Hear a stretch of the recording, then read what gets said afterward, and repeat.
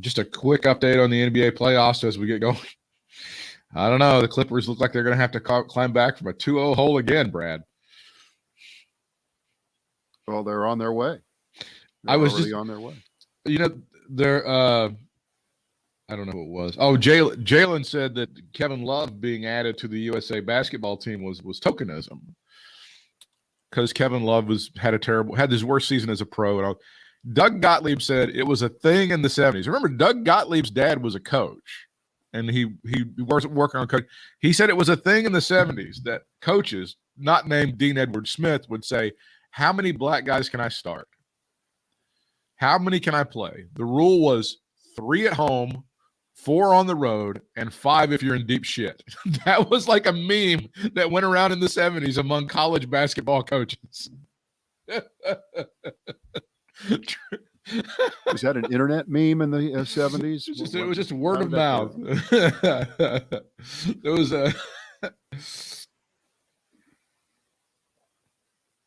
I think Kevin Love ought to just stick with going around touring with the Beach Boys. And That's not him. That's Mike Love. Mike Love's who you're thinking of. But they are related, right? Are they really? I think they are. I actually think, because I didn't even know if that was Mike Love's real name. That's his real name. No. Check that one real fast. I will. I think that it's. I don't know if it's his uncle. I mean, and I'm not. This could be totally wrong, but and Mike Love, I think it's fairly well accepted, one of the biggest assholes in the music business, right? I mean, I think I don't even know if anybody, that's not even really a controversial statement. In a universe of assholes, I may be in the top 10%. He's a huge dick. And was for a number of years. There was the whole thing about who, touring as the Beach Boys or Mike Love's Beach Boys and, all that shit.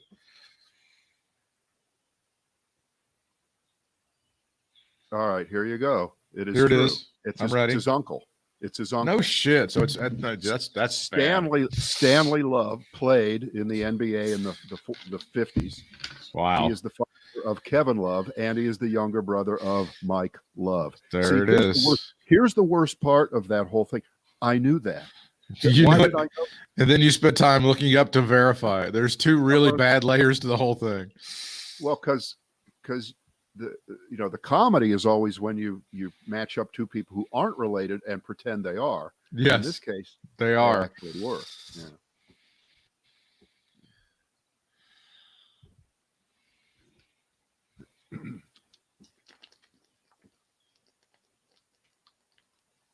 But neither of them are related to Bob Butterbean Love. Who I believe, I'm not sure if he's a Hall of Famer or not. He's damn close if he wasn't. Bob Butterbean Love. No, he was great. But you just don't hear much about that guy. I know. He had a learning disability. He had a shy speaking. Robert Earl Butterbean Love, still with us. Born in 1942, spent the prime of his career with the Chicago Bulls back when they were really, really, really shitty. Also a member of the Royals, the Nets, and finished his career with not a bad Supersonics team in 1977. Was that the last year they were there? No. Probably not. Love was named NBA's All-Defense second team in 74 and 75. His number 10 jersey was the second jersey ever to be retired by the Chicago Bulls. Who was the first jersey to be retired by the Bulls, Brad? Ooh. This gentleman was a Chicago Bull from 1966 to 1976, and he was a Bullet 2 seasons before that. He was a coach for the Chicago Bulls before Michael. It can't be Kevin Lockery or somebody like that. It is the great Jerry Sloan. Jerry Sloan was the first. I was going to say Jerry Sloan, but I thought my timing would have been too far off on that. Jerry Sloan left us in May of last year. So there you go. There's your NBA history. We're all done with that. Jerry Sloan had dirty defense down before anybody. Well, he was so Bill far, Lambier before there was a Bill Lambier. Yeah, I mean,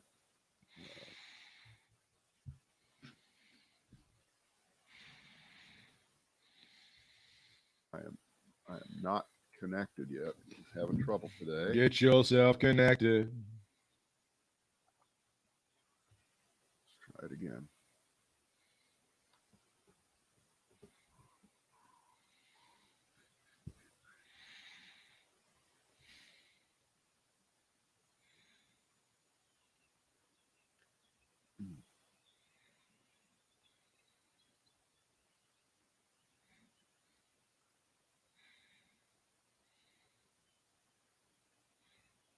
Oh, there you go. I just saw it. You did it. There it is. I did it. I did it. You did it.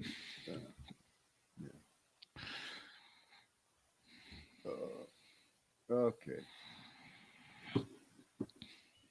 Ready? I am ready. Lighting is good now. Everything's good. All right, it's the Brad and Britt cast special Friday edition. We're glad you are with us. We are live here in the 1:30 or so Eastern hour this Friday. Hey, this is a story that really is not the top story at all, but I found it kind of interesting because it sort of cuts against what's going on in the country in general, which is, and you're surely aware that about 2 months ago, they tried to union organize some workers at an Amazon warehouse in Alabama. Yeah. And the company won. The workers decided against unionizing, and on they go. So all over the country, whenever this has been tried, the workers say, no, we love the way Amazon makes us pee in a cup. We love it. We love pissing in a bottle. Who would not want that? We're living the American dream. Right. We like the abuse. We love it. But the last thing we want is some union telling us whatever the reasons are. So here we are a couple months later, and we have a new idea. And this is a big one. None of this shit where you pick one warehouse at a time and you try to organize it. The second biggest union in the country has said, boom, we're going for the whole enchilada at once. The Teamsters are saying we want to organize the entire Amazon workforce all at the same time.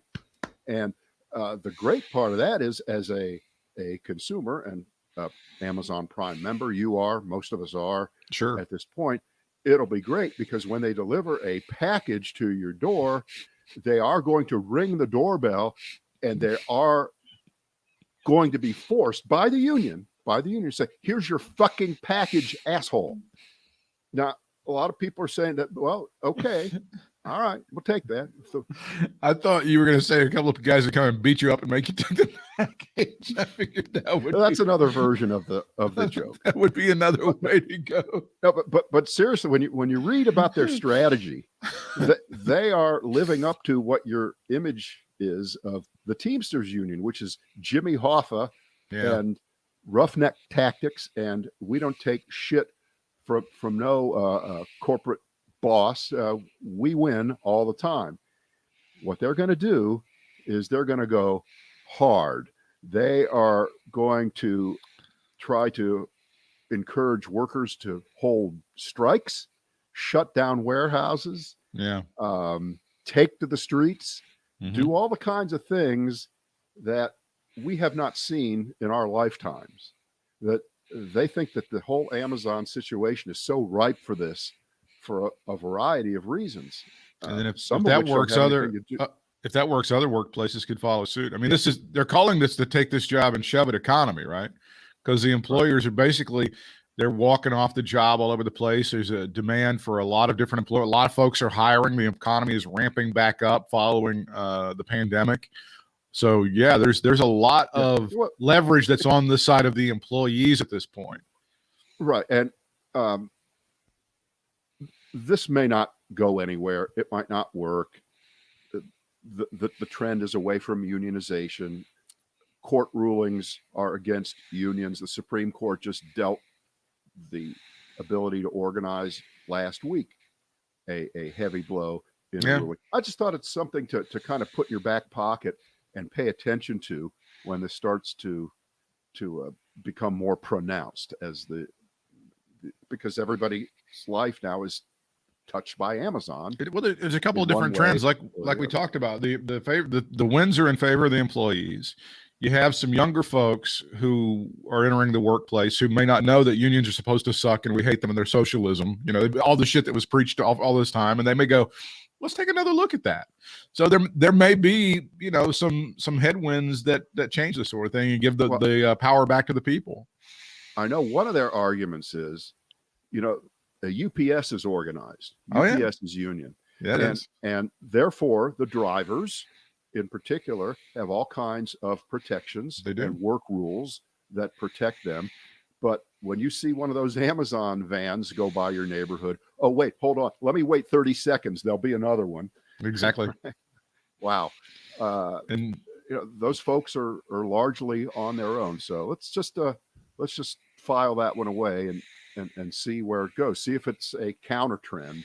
It's interesting. Whatever is the trend. If they're successful with that, I think it could spill over and some other folks might get interested in it. Oh, I do. One programming note. We just switched from our hosting for a podcast. So if you're listening on demand, I don't think things are going to change for most of you. If you're listening to us through iHeart or TuneIn or Spotify, it may be different. The feed may not update, and then you'll have to go somewhere else and get it. But I think for most everybody who downloads the podcast, it's going to be exactly the same as it always was. So everything's going to be fine until July the 1st. That's when we switch over. That's our family meeting. That's all I have for you. That's it. That's all I got for you. A couple of interesting things that came that I thought were good. I think they're both coming from this Michael Bender book, which comes out on July the 13th. It's called "Frankly, We Did Win This Election." And if you're going to buy that, we'd love for you to buy it from our Amazon store, which is shop.bradandbritt.com. That's shop.bradandbritt.com. I signed up for Audible. So Audible gives you, you subscribe for X amount of dollars. I think it's 10 or 12 bucks a month, and they give you a credit, and then you're able to listen to one book a month with that credit. That's how I've been able to keep up with a lot of this stuff. You can sign up for Audible through shop.bradandbritt.com as well. This was the first story that caught my attention. This was top U.S. General Mark Milley. Back when there were some protests last summer, Stephen Miller was in the White House regaling everyone with his wisdom, talking about how he hated looking at it. It made us look like a third world country with war zones. And that's when Mark Milley turned around and told Stephen Miller to shut the fuck up. Apparently that's detailed in the new Bender book, which is coming out on July the 13th. And if there was video of this at all, Brad, wouldn't you pay top dollar to see an actual general tell that little piece of crap worm, Stephen Miller, to shut the fuck up? Wouldn't you pay top dollar for that? Wow. By the way, after seeing what he did the other day to Matt Gaetz, which is basically turned Matt Gaetz into a pile of putty right there on the floor, I would not mess around with him. Hey, here's another book called Nightmare Scenario: Inside the Trump Administration's Response to the Pandemic That Changed History, by another writer for the Washington Post, Yasmin Ablateb. Yeah, this looks like a good book too. Trump received multiple emergency COVID medicines. Now, before I even go into the heart of the story here, let's recall what we were all thinking and saying at the time when Trump was rushed to the hospital, Walter Reed, and he made that phony strut walk from the White House to the helicopter in a suit. Like, that's the way you always go to a hospital if you're really sick. You wear a suit and a tie, and he pretended that he wasn't sick at all. And then he was in the hospital, and all of us were saying, I'll bet this is worse than we're knowing. Right. They were holding phony press conferences. You could tell the doctors were lying. You could see the eye rolls on a couple of the doctors who were standing behind in the group of 8 or 10. Right. And I believe one of them was thrown out of the military because he was telling the truth about what was going, which nobody heard. Right. The drive-by pep rally. I'll remember the drive-by pep rally at Walter Reed. Oh my God. Yeah. So as always, this is just a fact. This isn't an opinion. Everything that you ever think or thought about how bad or dishonest or disingenuous or full of shit Donald Trump is, it always turns out to be true. Correct. It's never disproven. It's never, he really was healthy all the way. It wasn't a bad case at all.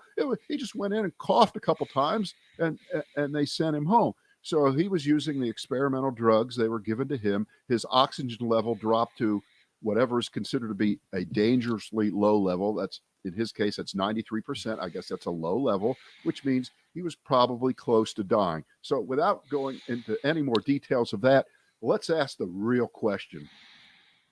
Why couldn't he have died?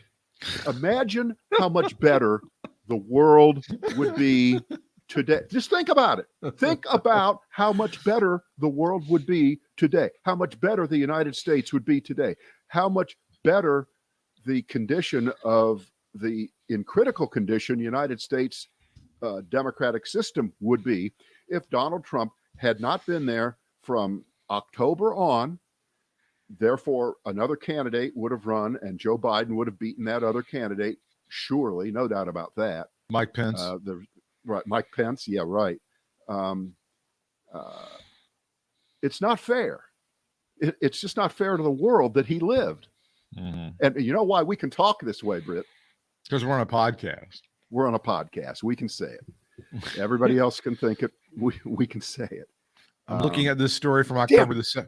I'm looking for this stories from October the 7th from Reuters for last year. Trump says catching COVID-19 was a blessing from God. Do you remember that when he said that it was a blessing from God? Well, actually, having you croak from it would have been the blessing from God. If I may try to just juice you up this statement just a little bit, Mr. Trump. That would have been the real blessing. Surely you've seen this one, speaking of the military and Donald John Trump, and this is also coming out in some books. Donald Trump reportedly wanted the military to beat the fuck out of the George Floyd protesters about a year ago, Brad. He was telling his folks in the military, can't we just at least shoot them in the foot or shoot them in the leg? Wouldn't they? And of course, the military guys were like appalled by this. Nobody took it seriously, but this is what he wanted to do to the George Floyd protesters from last summer, Brad. Besides the fact that's the least surprising headline ever, Trump reportedly wanted military to beat the fuck out of George Floyd protesters.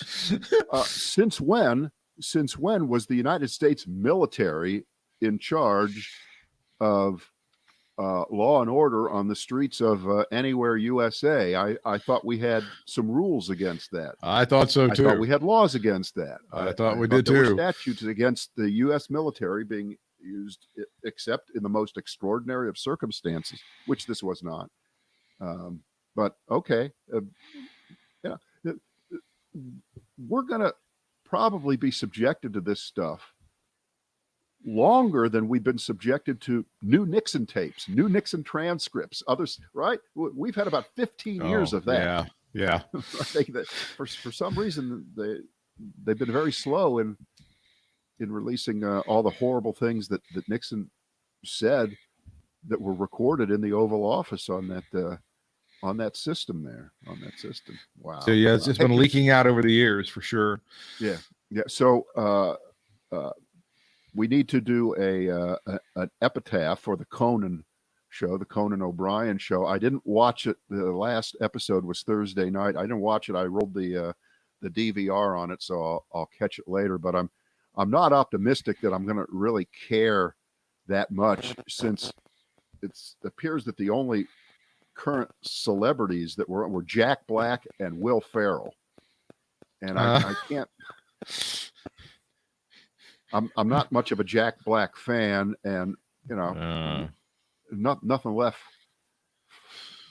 for Will Ferrell. I mean, he's great, but sometimes the combination of Conan with people, it can be not good. It can be a little bit too clubby, a little bit too insidey, but that's just me. But in the history of comedy, he's right up there near the top, if not just for lasting longer than anybody except Johnny Carson. He was on longer than Letterman in the total number of years. So it's stunning. I mean, and obviously he becomes somewhat of a tragic. He becomes a tragic comic figure with when he's asked to leave very politely the Tonight Show because Jay Leno wouldn't just go away. Well, hang on. I reject the idea that there's some tragic aspect to his life at all. He always did. He always rejected that too. Right, and I think he's right to do that, and I think to ascribe the fact that a guy lost his gig, as being tragic in a world where lots of people lose lots of gigs that are more important to their self-esteem, survival, their career. I mean, he's had a great career. Nobody ever said it was going to be like Johnny Carson. You take the gig in 1963 and you keep it all the way to 1992 and nothing stopped. That doesn't happen. It doesn't happen to anybody except Johnny Carson. And so therefore, Conan O'Brien made the best of every situation. The fact that he bounced back a couple of times is a testament to him. And I say he'll be copied by a lot of people and has been for a lot of years. I think you'll hear more people say that going into the future. Well, a brilliant mind when it came to comedy, certainly. I mean, he doesn't need us to say that, but Jesus, Saturday Night Live, The Simpsons, and then his own show for, like you said, more years than just about anybody that's ever done it. So yeah, there's that. Two things about Conan. When he was leaving the Tonight Show and all of that turmoil was happening, he gave this speech on his last Tonight Show about cynicism. And now he hated cynicism, and it was his least favorite thing. And he was trying to tell people not to be cynical. And I thought it was brilliant. And plus, when he was not able to be on television, he did that tour, and it resulted in an independent movie called Conan O'Brien Can't Stop. And I always found it, when I was going through some difficult times, to be a movie that I've watched over and over again. And I think it's really, really good. And if you ever get a chance to see that movie, I don't know contextually for those that don't even remember all that stuff that he went through when it was happening, but it's a very interesting and a very, I think, inspirational film. And it also happens to be pretty funny too. So that one is available just about anywhere. I think you can get the streams. I think the only person who is comparable to the great Conan O'Brien in the world of politics would be Rudy Giuliani. The great Rudy Giuliani. Who he keeps back. No, I'm joking, of course. The only surprise is that they didn't completely disbar him on Thursday. They've only suspended the license, and I guess they're going to have some formalities before he gets completely disbarred. It's a process. Yeah, it's a process, and yeah, how did he last this long?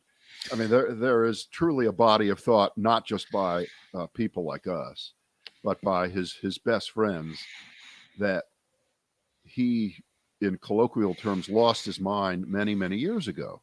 Because how could you go on and on and on for all these years if you're supposedly as smart, as savvy as Rudy the prosecutor was, as Rudy the politician was 25 years ago, as Rudy America's mayor was back after 9/11? That's not apparently the same person. Some people say, yeah, well, no, he was an asshole then too. Don't worry about it. But I don't think he was as out of touch with reality as he has been as drunk all these years as a one of the lead blockers and suck ups for Donald Trump. And my favorite line was his dopey ass kid, Andrew, the failed Duke University golfer,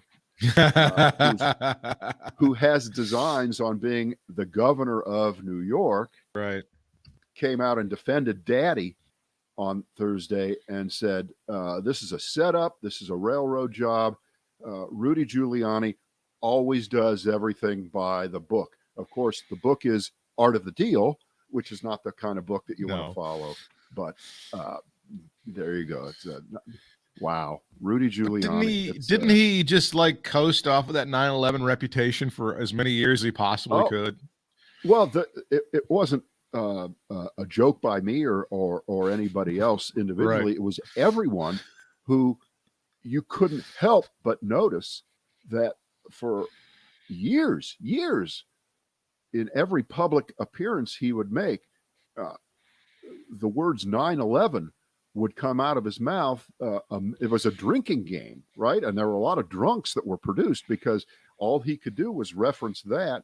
And had he not lost his mind in recent years, he would have just taken that. He ran with it. He got more famous with it. He made tons of money with it. He would have done that and then gone off into the sunset and just been a wise old hand who could politely or even obnoxiously comment about issues in the news or give a pit. I don't know. Well, for a lot of years, for a lot of years, I'll just say this. Go ahead. Well, for a lot of years, George W. Bush kind of coasted off the reputation of putting the bullhorn up and all that stuff. And that was the George Bush 9/11 action figure that most people thought of him. And toward the end of his term, a lot of people were realizing that guy's not there. That 9/11 action figure for George Bush isn't there. And people now realize that 9/11 2001 Giuliani, he ain't been there for a while, and it was all kind of an illusion anyway, right? Well, I disagree with the analogy. George W. Bush got mileage out of being the guy with the bullhorn at 9/11 for about 12 days. That did not. And I never heard him refer to that moment personally. He didn't have to. No, everyone, but he also was able to. He was able. Brad. He was also. Giuliani didn't have to. Brad, he also was able to. He was able to kind of launch a war based on that too, a fake war that we shouldn't have fought based on that guy, that bullhorn as well. Right, but Giuliani didn't have to do that either. Yeah, but he did it personally. Oh, he did it personally. He did. Yeah. He tried to mine it for as long as he can until he got drunk as hell, and eventually they said, I mean, again, if you're so corrupt and drunk that you can't practice law in the state of New York, ... I mean, just fill in the blanks on that. And again, like you said, they've just suspended it. It's just part of the process. Eventually, he's going to be disbarred. He won't be allowed to. I don't know if, in any real sense, that he's been practicing law anyway in New York for forever. I don't know. More than 20 years. I don't know the last time that he ever did anything legally involved with any courtroom or deposition or document or anything for many, many, many years. I believe this would be the definition of it's going to go on your permanent record. This is your permanent record. I mean, I'm surprised. I haven't heard it yet. And I haven't been watching Fox or listening to anything. I'm surprised the whataboutism on this isn't, well, Bill Clinton lost his law license too in Arkansas. Right. I'm surprised they haven't gone there with that to defend Rudy Giuliani. Which was part of Bill Clinton agreed. As you know, yeah, right. As you know, Bill Clinton equivalently endangered the country. Yes. And almost brought the end of democracy. That's right. By getting impeached because he got caught lying about a blowjob. That's right. That is definitely equivalent to what Rudy Giuliani has been doing all these years, and particularly around the election and afterward. It's exactly the same thing. And why don't you liberals just cop to it, right? If I hear anybody talking about my blowjob, I want the military to beat the fuck out of them. I remember when Bill Clinton said that. Don't you remember that? Boy, I know where I was when he said that. That's how big that one was. You get over here, and I tell you what, if somebody says something about that, I want the military to shoot him in the foot or something. Just be tough on them. Bill Clinton said that no, that was part of the settlement to get rid of all of the suits and everything. Was that Bill Clinton agreed to to surrender his law license and not practice law anymore in the state of Arkansas. That was why it was always such a joke. I mean, for years, when Rudy Giuliani would shake his finger and go, we're going to bring suit, we're going to do this on behalf of the president. You can't. You don't. You haven't. You have no team. You have no standing. You haven't practiced law. You can't practice law. You're nobody. Shut up, go over in the corner and get drunk like you do. All right, so I'm going to ask what I think might be a stupid question. How was it that he was actually able to go into all of these states and purportedly represent the president when Trump disowned him? At what point? He's not my lawyer. Giuliani kept going into court even after I think Trump had said, well, no, he's not my lawyer. He didn't. but Giuliani was so hooked on the high of being able to print up apparently little business cards that say I'm the president's lawyer. It's really impressive that he never stopped. I think they even this year, didn't they entertain him in the state of Michigan for one of those fake things about the election was stolen? Didn't like some lawmakers have him testify or something? And he was supposed to present evidence about how this shit was stolen in Michigan and all this other bullshit. Yeah. Well, anyway, as always, we wish him well, right? That's my main thing there. All right. Another of the least surprising headlines I've seen all day is courtesy of, I guess it's probably any news source in North Carolina. I'm just jumping off here from WRAL.com, which is that let's see, nearly all COVID deaths are from unvaccinated people now. Nearly all of them that are occurring across the country. Right. All right. But that's the least surprising. We've known that was happening. And the number of people who have gotten COVID, who have been vaccinated across the whole country, the exceptions to the rule, the Bill Maher kind of people, the New York Yankees kind of, the total is about 5,000 people across the country. Okay. So 5,000 out of 150 million, right? It's a pretty good bet that you're better off getting the vaccine than not getting the vaccine. And remember, of those people who got vaccinated and then got COVID, a very, very small number of those people died. So a small percentage of a small percentage, you're much better off getting the vaccine, as if we have to say that. We don't have to say that, but we always do. That's what you have to say. So here comes Joe Biden into North Carolina on Thursday, and he, just do it. Just get the vaccine. Good for him. The numbers in our state, and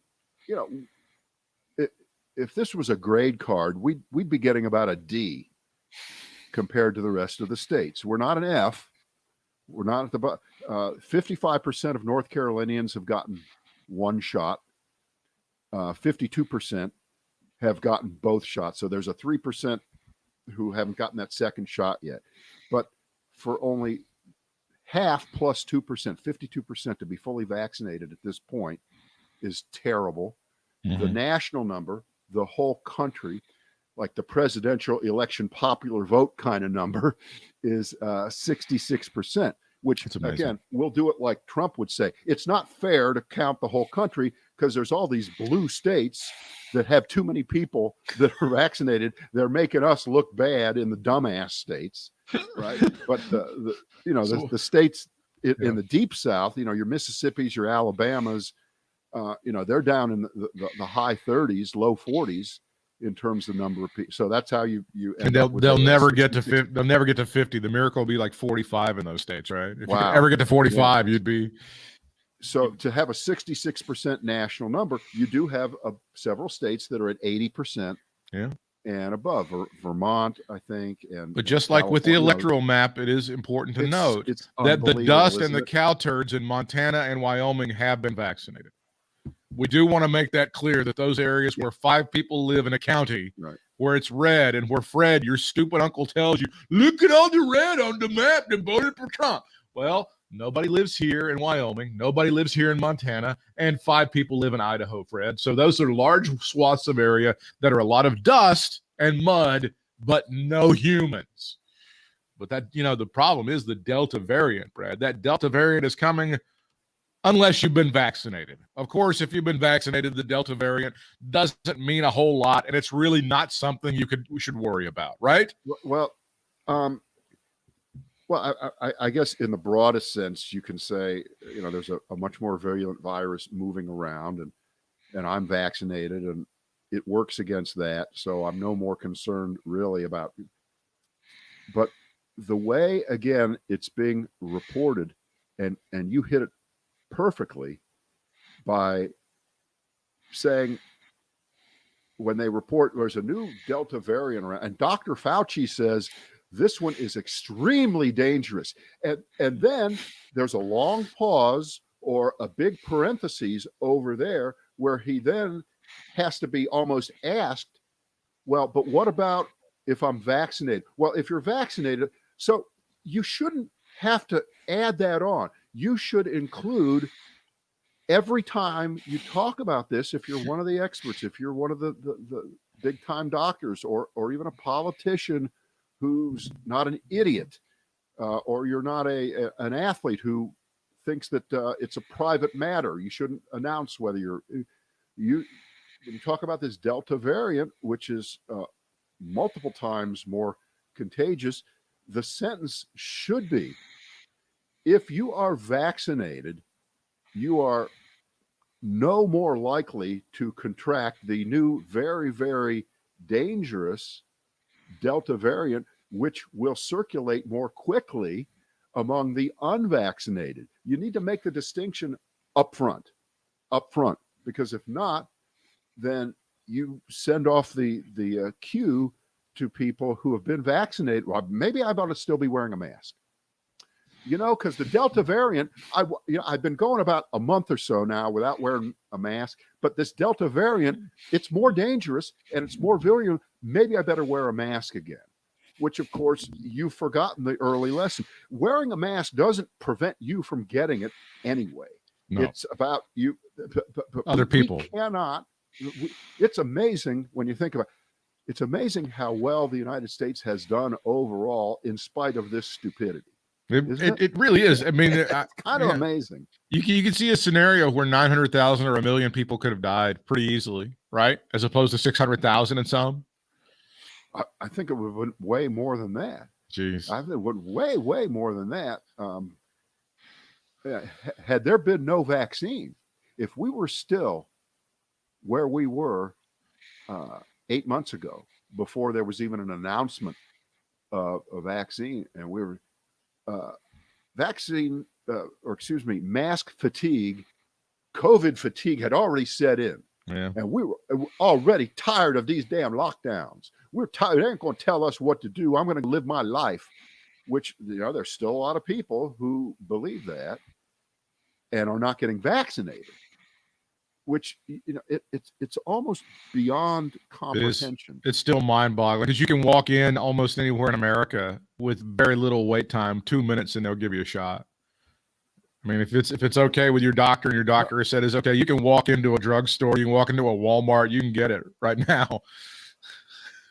It's stunning because there were people that were dying and waiting. Remember all the stories in February, March, and April, people staying on the phone with the health department hours and hours and hours and trying to get a spot and trying to get a spot and trying to get a spot. I know. No, we're past those discussions. It's unreal. We passed that a long time ago. Yeah. So now, and the most infuriating thing are these celebrities who won't say, I'm not telling you whether I'm vaxxed. Well, we're now way past having a discussion with those people, because if you've been vaccinated, you always say you have been.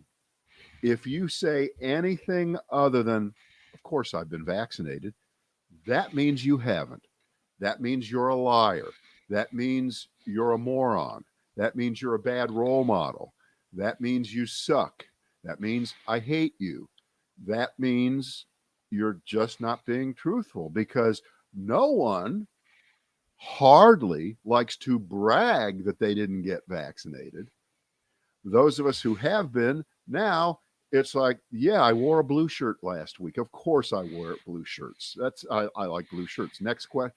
So none of this, well, we don't know whether so-and-so is vaccinated or not. No, if that's your question, believe me, they haven't been. They just haven't been. I know. I know that earlier, like a few months ago, longtime listener R.L. Bynum, who lives in the Durham area, he drove all the way. He had to drive all the way to South Carolina to get a vaccine. I mean, that seems like years ago, right? He drove down to South Carolina because they were opening it up for everybody. He went over the state line and he got vaccinated. And that seems like 100 years ago. But that's how much people want to do it. And now, as people are literally chasing you down on street corners, trying to put the shot in your arm, people are saying, "Nah, I'm good, thanks. No, I'm gonna go for this herd immunity thing, or I'm just gonna lollygag through life, or whatever I'm doing." I don't know what people are thinking. I don't know what excuses people have. I don't know if people just don't care about their lives that much. I have no idea what the excuses are, that somebody's going to put socialism in their arm, or they're getting 5G. I don't know what kind of stupid thing that people have landed on, or that the government isn't telling them how dangerous the vaccine is. I'm not sure. Well, take what you said and then apply that to people who work in hospitals, medical people. What makes you think I would ever check into a hospital right now? Yeah. Where everyone wasn't vaccinated, if I wasn't vaccinated. Think about that. Let's say you're unvaccinated right now, okay? And you get sick from something else. You break your arm. You're going to go to the hospital. Well, maybe everybody isn't vaccinated at that hospital, so you might pick up COVID by walking into a hospital here in June of 2021 after it's widely available. No, I mean, every hospital in the country ought to be laying down the law. I haven't checked to whether that's the rule here where we are, at the hospitals where we are. It ought to be.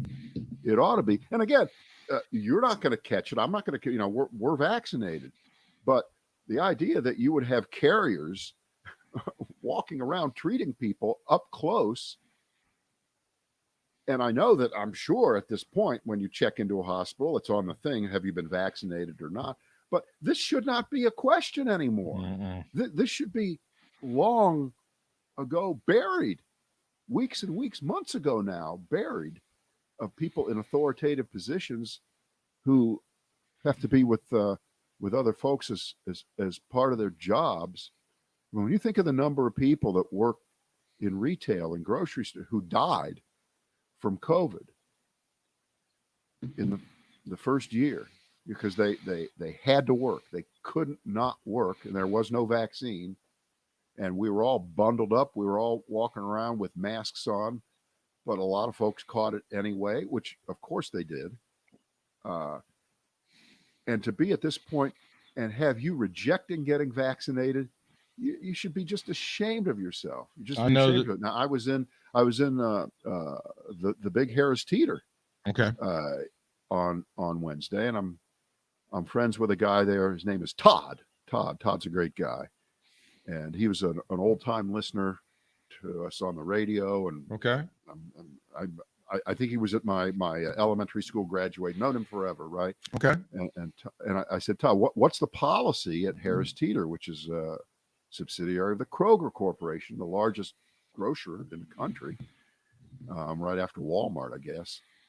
And what is the rule? I said, do they tell you you have to be vaccinated? And he said, no, surprisingly. He was, he's not happy about it, but okay, he's vaccinated. But he said that they did do a thing where if you get vaccinated, they'll give you $100, a little bit of an incentive. What's wrong with that? What? That's fantastic. About as far as you can go. Absolutely. That's about as far as you can go. Shit, I'd take a $20 gift card. It'd be fine. No problem. Exactly. I think bandanas off to Harris Teeter and Kroger for doing that. And I still think this whole lottery bit was fumbled. First of all, it's been about 3 or 4 days. I keep reading. They're going to announce the winner in a few days. What the fuck is that? Well, they have to go through. They're going through a process where they got to go through with the records from the different health departments and find out if you were eligible. They pick a name and then they basically reverse engineer to make sure it was okay. Right.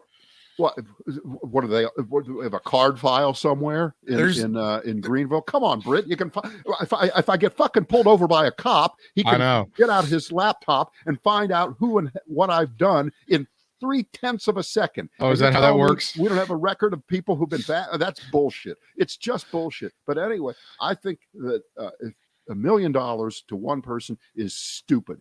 You should have done at minimum 10 people $100,000. You know why? Because $100,000 will change your life. It will make a big difference. People would probably get a shot for $100,000 if they were going to do it for $1 million. I doubt someone would think, I was going to get it, but it's only 100,000. Yeah, but I'll only do it for $1 million. Let me play devil's advocate. If you're too stupid to get a shot at this point, and you're like, I don't know, I wouldn't do it for 100,000, but for $1 million, I would. I mean, you're kind of at that level of idiocy at this point. Well, but I'll play devil's advocate to your devil's advocate. How about this? There's no amount of money that can get me to take this shot. That's right. Everybody's got a price. We're just haggling on it. Of course, the story now over on Fox is vaccine passports. Republican Representative Warren Davidson has introduced a bill to ban vaccine passports. Brad, who is this guy? Where's this guy from? I haven't ever heard of him in my life. Let me see where he's from. It doesn't even identify him on the Fox story. He's just a guy.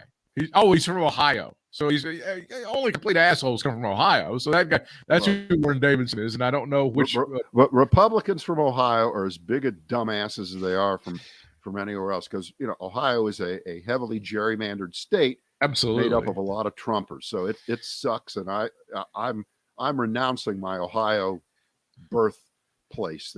Ohio's fucked up now. He's one of those people that was born in 1970, as I was, in a place called Sydney, Ohio. Do you know where Sydney, Ohio is? Yeah, it's in the western part of Ohio. There was a girl who okay. Really? No, I want to hear more about that. When I went to school in Mexico back in 1970, but it never. And then there was another girl from Wapakoneta, like Neil Armstrong was from. Oh wow, Neil Armstrong! They got a big statue of him in Wapakoneta, right? And you know what the nickname for it's Wapa. They used to call it Wapa. Do they call like is the high school there the nickname the Moonwalkers or something cool like that, or the Spacemen or something like that? They were the Wops. They were the Wops. That's not true. You're making that up. The Wops are up by 15 at the half. All right, guys. All right, we've caused enough damage for this week. We have a full slate next week. Are we good next week? Full slate next week as we head into that 4th of July weekend, Brad, coming up next week. Yeah. Make sure you shoot off firecrackers in your butt. Okay. See you then.